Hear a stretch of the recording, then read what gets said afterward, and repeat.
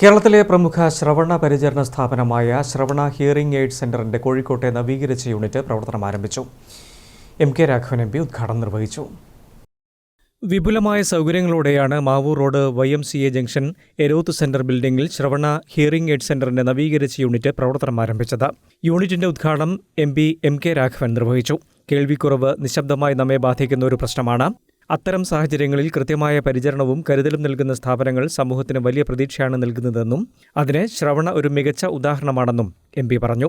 നവീകരിച്ച യൂണിറ്റിന്റെ ഉദ്ഘാടനത്തോടനുബന്ധിച്ച് hearing aid upgrade and exchange festival എന്ന ഓഫറും പ്രഖ്യാപിച്ചിട്ടുണ്ട്. ഈ ഓഫറിലൂടെ ഉപഭോക്താക്കൾക്ക് തങ്ങളുടെ പഴയ ഹിയറിംഗ് എയ്ഡുകൾ നൽകി ആകർഷകമായ വിലക്കിഴിവിൽ പുതിയവ സ്വന്തമാക്കാൻ അവസരം ലഭിക്കും.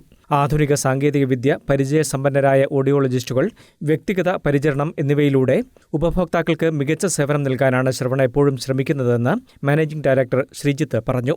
ഉദ്ഘാടന ചടങ്ങിൽ IMA കോഴിക്കോട് ജില്ലാ പ്രസിഡന്റ് ഡോക്ടർ ശങ്കർ മഹാദേവൻ, ക്ഷേമകാര്യ സ്ഥിരം സമിതി ചെയർമാൻ P ദിവാകരൻ, ശ്രവണ ഡയറക്ടറും ചീഫ് ഓഡിയോളജിസ്റ്റുമായ അശ്വതി ശ്രീജിത്ത്, അഡ്മിനിസ്ട്രേറ്റർ ജിൻഡോ M തോമസ് എന്നിവർ സംസാരിച്ചു.